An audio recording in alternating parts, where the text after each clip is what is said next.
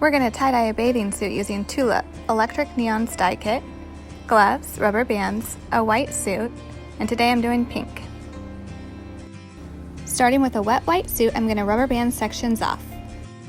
Make sure you put on your gloves, shake up your paint, and get to work. Simply squirt the paint directly on the wet fabric and let it absorb the dye. Continue doing this till you have covered all the spots that you want. I'm going for a vibrant suit color today, so I'm going to make sure I soak it really good.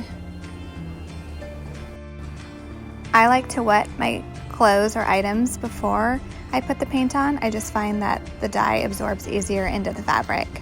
That would be my number one tip. When I've applied the dye to all the spots I want, I'm going to put it in a Ziploc bag to sit for a few hours, maybe even overnight. Can't wait to show you the finished product.